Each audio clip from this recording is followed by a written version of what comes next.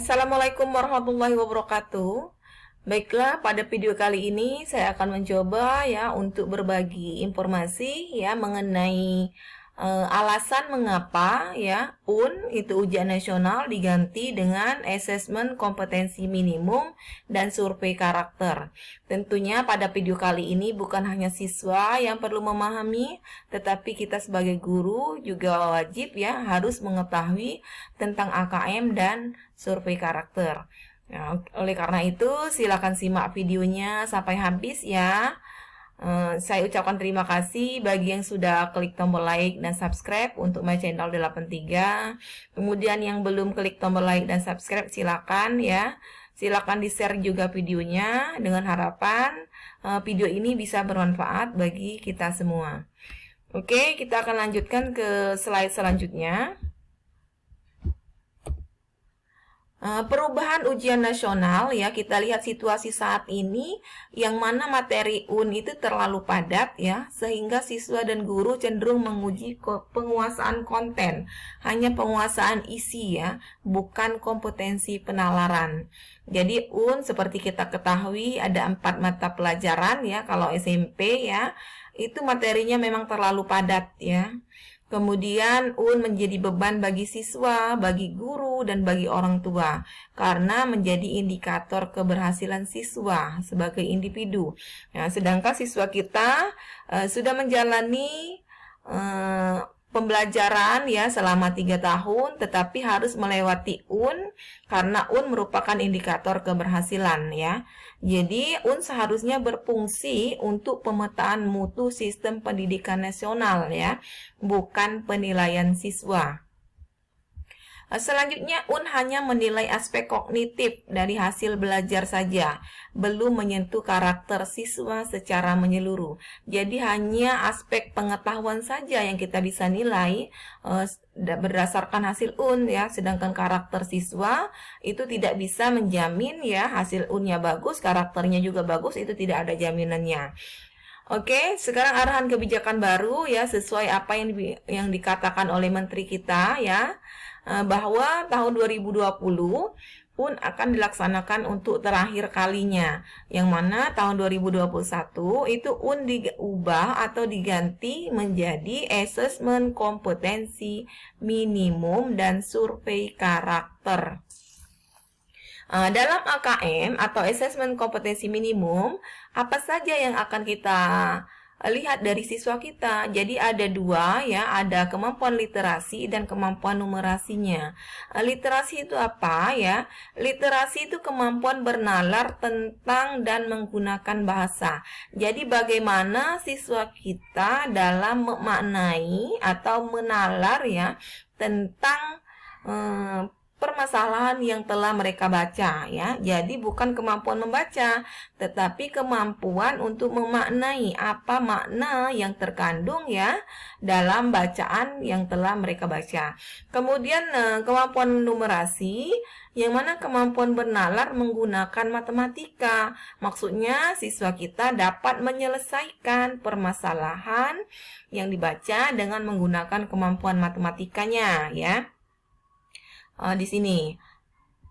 Oke, kemudian ada namanya survei karakter. Kita juga nanti ya akan survei karakter siswa kita bagaimana ya, misalnya mengenai pembelajarannya, mengenai sikap gotong royongnya, kebinekaan dan perundungan. Banyak hal yang lain ya tentang karakter siswa kita yang harus benar-benar ya kita ujikan ya, karena selain cerdas siswa kita juga harus mempunyai karakter yang baik ya. Oke. Kemudian AKM dan survei karakter itu dilakukan pada siswa yang berada di tengah jenjang sekolah ya. Misalnya di kelas 4, kelas 8 dan kelas 11.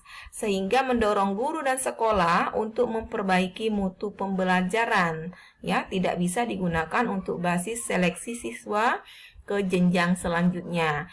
Sedangkan kalau UN ya itu untuk jenjang selanjutnya dan jenjang indikator keberhasilan kelulusan pada tahap yang sedang dilalui.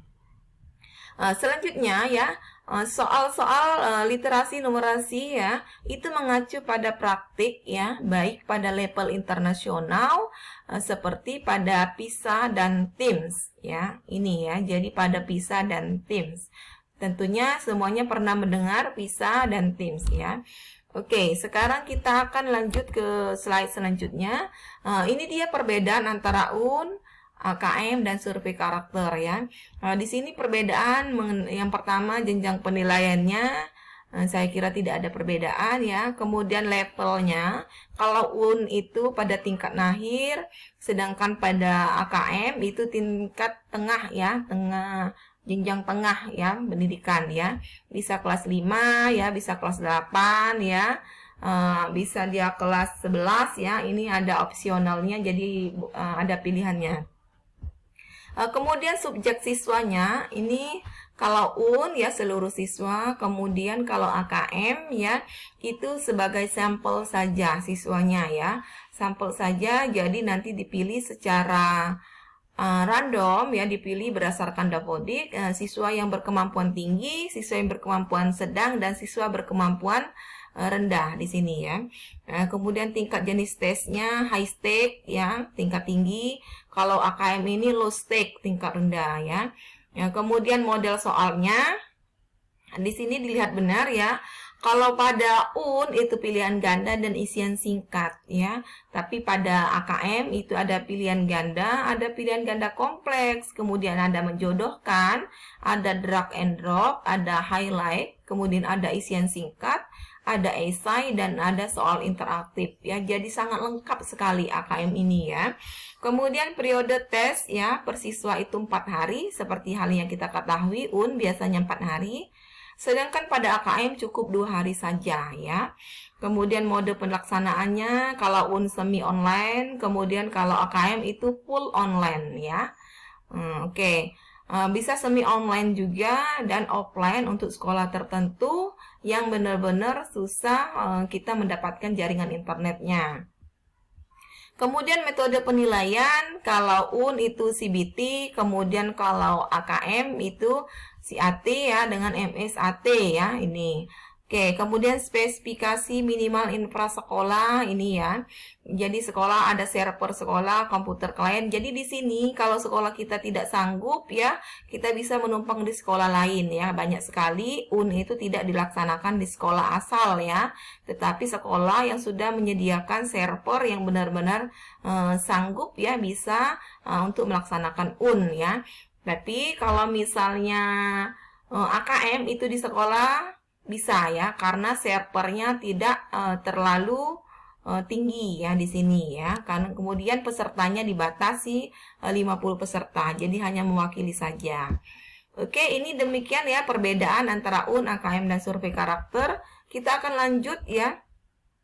Ini contoh simulasi perhitungan ya, perhitungannya kebutuhan satu sekolah ya, jumlah peserta ujiannya mungkin hanya 15 siswa ya, soalnya 50 soal, kemudian durasi ujiannya 120 menit ya. Jadi sangat memungkinkan untuk kita lakukan ya dibandingkan dengan UN ya. Kita akan lanjut ke slide selanjutnya. Sebentar ya. Nah, ini sebentar ya. Mana ini kursi? Kita lihat sebentar ini. Oke, akan kita lanjutkan ya. Sistem asesmen nasional ya, pengganti ujian nasional ya. Jadi asesmen kompetensi minimal atau minimum ya, itu mengukur kompetensi berpikir atau bernalar siswa ketika membaca teks ya, atau kemampuan literasi dan menghadapi persoalan yang membutuhkan pengetahuan matematika atau numerasi. Jadi di sini jangan kita salah menafsirkan ya. Di sini kemampuan literasi bukan kemampuan membaca atau yang berhubungan dengan bahasa Indonesia saja. Ya, jadi semua mata pelajaran, misalnya IPS ya, misalnya pelajaran seni budaya, itu bisa dimasukkan dalam kemampuan literasi siswa ini ya. Kemudian kemampuan matematika ya bisa ini untuk membutuhkan pengetahuan mereka ya bisa saja di sini mengenai kemampuan numerasi itu berupa permasalahan dalam bidang fisika juga ya. Oke, ini asesmen kompetensi minimalnya. Kemudian untuk survei karakter dan lingkungan belajar itu mengukur luaran belajar yang lebih bersifat sosial emosional serta kualitas proses belajar mengajar di tiap sekolah. Ya, jadi mengukur sekolah ya, luaran belajar sekolah bukan siswa. Ini yang perlu kita garis bawahi ya. Oke, kita akan lanjutkan ke slide selanjutnya. Assessment untuk meningkatkan mutu pendidikan ya, karena assessment ini pasti memerlukan informasi, kemudian kualitas pembelajarannya dan hasil belajar siswa ya. Tujuan asesmen nasional adalah untuk meningkatkan mutu pendidikan. Asesmen nasional dilakukan untuk mengevaluasi kinerja satuan pendidikan dan sekaligus menghasilkan informasi untuk perbaikan kualitas belajar mengajar. Jadi ini tanggung jawab kita semua, bukan hanya siswa yang mengikuti asesmen ini ya, tetapi semua guru juga nanti akan mengikuti survei karakter juga dan lingkungan belajar ya, yang kemudian diharapkan berdampak pada karakter dan kompetensi siswa ya. Ini, oke, kita akan lanjutkan ya ke slide selanjutnya. Nah, di sini instrumen asesmen nasional dan informasi yang dihasilkan. Jadi respondennya tentunya siswa. Siswa apa yang harus dilakukan siswa? Instrumennya itu AKM ya, literasi dan numerasi, kemudian survei karakter juga dan survei lingkungan belajar. Jadi 3 hal ini yang harus dilakukan oleh siswa kita ya. Kemudian untuk guru itu mengisi survei lingkungan belajar ya. Kepala sekolah juga survei lingkungan belajar. Kalau siswa itu mewakili saja ya. Sudah saya jelaskan pada slide sebelumnya bahwa ada siswa dengan kemampuan tinggi, sedang dan rendah ya. Jadi mewakili ya untuk mengikuti AKM, literasi dan numerasi, survei karakter, dan survei lingkungan belajar. Sedangkan guru dan kepala sekolah itu hanya mengikuti survei lingkungan belajar. Seluruh guru ya, bukan hanya mewakili, jadi seluruh guru. Informasinya ya dari literasi dan numerasi, pastinya siswa kita akan kelihatan hasil belajar kognitifnya ya, pengetahuannya. Kemudian kalau survei karakter itu hasil belajar sosial dan emosionalnya itu bagaimana siswa kita ya. Kemudian input untuk survei lingkungan belajar, tentunya karakteristik input dari proses pembelajaran untuk merumuskan hipotesis tentang penyebab tinggi rendahnya output pembelajaran di sekolah. Jadi di sini sangat penting sekali ya, bagaimana luaran, bagaimana hasil, bagaimana output pembelajaran dari sekolah tempat kita mengajar itu dilihat ya dari hasil asesmen kompetensi minimum ini ya, dan dari survei lingkungan belajar ya. Jadi ini merupakan tanggung jawab kita semua. Oke, kita lanjut ke slide terakhir ya.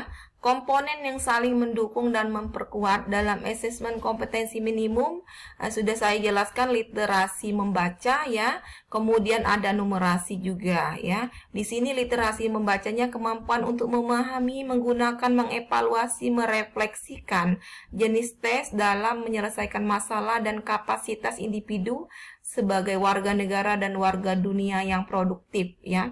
Kemudian numerasinya kemampuan berpikir menggunakan konsep, prosedur, fakta, dan alat matematika untuk menyelesaikan masalah sehari-hari pada konteks yang relevan pada individu sebagai warga negara maupun warga dunia.